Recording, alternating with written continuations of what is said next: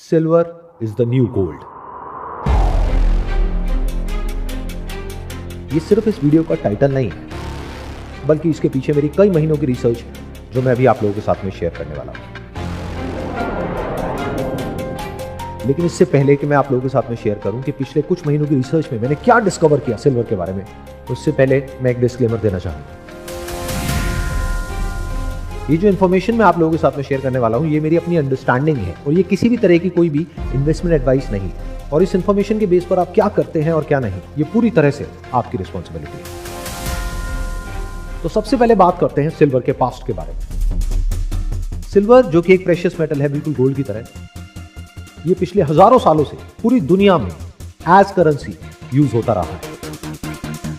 मतलब कि सिल्वर कोई घर में रखने की चीज या पहनने की चीज नहीं थी, बल्कि उससे ट्रांजैक्शंस होती थी। यानी कि मनी का मतलब होता था सिल्वर एंड गोल्ड। लेकिन फिर जैसे जैसे फिएट करेंसीज पूरी दुनिया में पॉपुलर होने लग गई, यानी कि पेपर मनी, उसने रिप्लेस कर दिया गोल्ड और सिल्वर को एज करेंसी। यहां पर एक बहुत इंटरेस्टिंग चीज है समझने वाली। हिस्टोरिकली पिछले हजारों सालों में गोल्ड और सिल्वर के बीच का जो रेशियो था, दैट वाज बिटवीन 10 to 20। यानी कि अगर आप सोने को चांदी से एक्सचेंज करें तो 1 ग्राम सोने के बदले में आपको 10 से 20 ग्राम चांदी मिला करती थी। लेकिन जब फिएट करेंसीज पूरी तरह से पूरी दुनिया में आ गई और गोल्ड और सिल्वर का यूज एज करेंसी पूरी तरह से बंद हो गया, तो ये जो रेशियो थी बिटवीन गोल्ड एंड सिल्वर, ये बढ़ करके हो गई 50 to 60 टाइम्स। और अगर आज की डेट की बात करी जाए, यानी कि नवंबर 2025, तो ये रेशियो है 80 टाइम्स। यानी कि आप 1 ग्राम के सोने के सिक्के को एक्सचेंज कर सकते हो 80 ग्राम के चांदी के सिक्के के बदले में। अब यहां पर एक बहुत ही इंटरेस्टिंग चीज है समझने वाली कि गोल्ड और सिल्वर के बीच में प्राइस का जो डिफरेंस है वो है अराउंड 80 टाइम्स, लेकिन जो सप्लाई है उसमें डिफरेंस है 10 टाइम्स। यानी कि जो अबव ग्राउंड सिल्वर अवेलेबल है वो गोल्ड से सिर्फ 10 गुना ज्यादा है, लेकिन प्राइस 80 गुना ज्यादा है। तो जब मैंने देखा तब मैंने अपने आप से क्वेश्चन पूछा कि इतना बड़ा डिफरेंस क्यों है, उसके पीछे क्या रीजन है।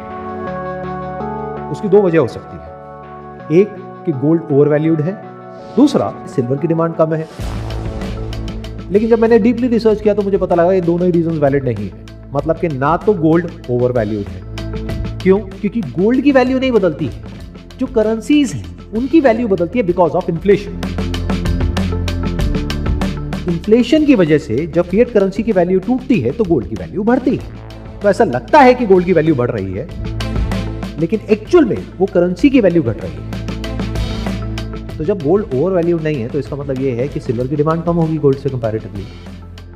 लेकिन ये भी सच नहीं है। In fact silver is in structural deficit since last few years. इस वजह से पिछले कुछ सालों से पूरे वर्ल्ड में सिल्वर की जो डिमांड है वो सप्लाई से बहुत ज्यादा है। मतलब कि सिल्वर की डिमांड तो बहुत तेजी से बढ़ रही है, लेकिन सप्लाई कैचअप नहीं कर पा रही है। तो पिछले कुछ सालों में ऐसा क्या हो गया जो पिछले 100 सालों में नहीं हुआ? उसके पीछे रीजन ये है कि सिल्वर अब सिर्फ एक प्रेशियस मेटल नहीं है गोल्ड की तरह, बल्कि वो एक इंडस्ट्रियल मेटल है।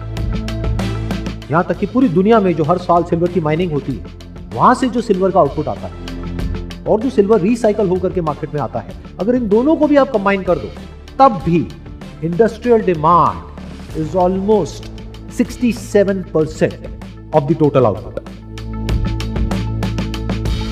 और ये जो इंडस्ट्रियल डिमांड है ये पिछले कुछ सालों से कम नहीं हो रही है, बल्कि बढ़ती चली जा रही है। उसके पीछे रीजन है सिल्वर की exceptional electrical and thermal conductivity, which is unlike any other cheaper metal. तो सिल्वर का यूज सिर्फ वहां तक सीमित नहीं है जहां तक कि हम लोगों के दिमाग में बैठा हुआ है। मतलब क्या? चांदी के बर्तन, चांदी की मूर्तियां, चांदी के सिक्के और चांदी के गहने। सिल्वर को हम सब जाने अनजाने अपनी लाइफ के अलग अलग एस्पेक्ट्स में यूज कर रहे हैं और हमें पता तक नहीं है। यानी कि अगर आप एक इलेक्ट्रिक व्हीकल ड्राइव कर रहे हैं तो क्या आपको पता है कि उसमें 25 से 50 ग्राम तक सिल्वर है? आपके घर या ऑफिस की छत पर या उसके आसपास में जो सोलर पैनल्स लगे हुए हैं उसमें भी सिल्वर यूज हो रहा है।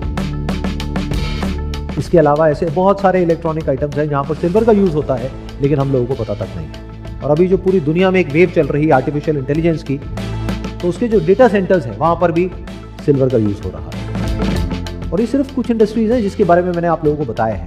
इसके अलावा बहुत सारी इंडस्ट्रीज ऐसी हैं जहां पे सिल्वर को रिप्लेस करना with some other metal is next to impossible.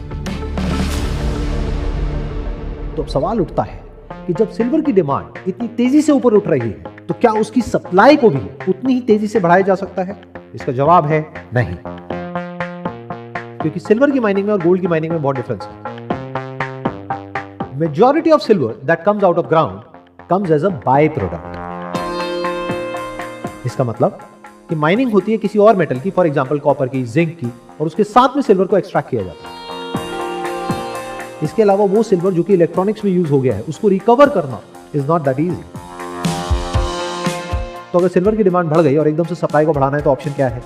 वो सिल्वर जो अलग अलग इंडस्ट्रीज में यूज हुआ उसको एक्सट्रैक्ट किया जाए, उसको रिसाइकल किया जाए। लेकिन वो ज्यादातर पेस्ट के फॉर्म में यूज होता है और उसको रिसाइकल करना is easier said than done. अब जब सिल्वर की सप्लाई कांस्टेंट है लेकिन डिमांड बढ़ती चली जा रही है, इसी वजह से सिल्वर के जो प्राइसेस हैं वो बढ़ रहे हैं। But it is not a local phenomena, it is a global phenomena. तो चाहे वो इंडस्ट्रियल पर्पसेस के लिए सिल्वर की डिमांड हो या इन्वेस्टमेंट पर्पसेस के लिए हो, दोनों ही तरह की डिमांड बढ़ रही है। स्पेशली विद सिल्वर ETFs, जिसके बारे में आप लोगों ने सुना होगा। अगर नहीं तो आप गूगल कर सकते हैं और समझ सकते हैं कि वो क्या है और किस तरीके से काम करता है। हैविंग सेड दैट, सिल्वर के प्राइसेस आने वाले टाइम में ऊपर जाएंगे या नीचे जाएंगे, इसको प्रेडिक्ट करना इज नेक्स्ट टू इम्पॉसिबल। मैं सिर्फ अपनी जो अंडरस्टैंडिंग है वो आप लोगों के साथ में शेयर कर रहा हूं और ये किसी भी तरह की कोई इन्वेस्टमेंट एडवाइस नहीं है। Wish you all the best. Thank you so much.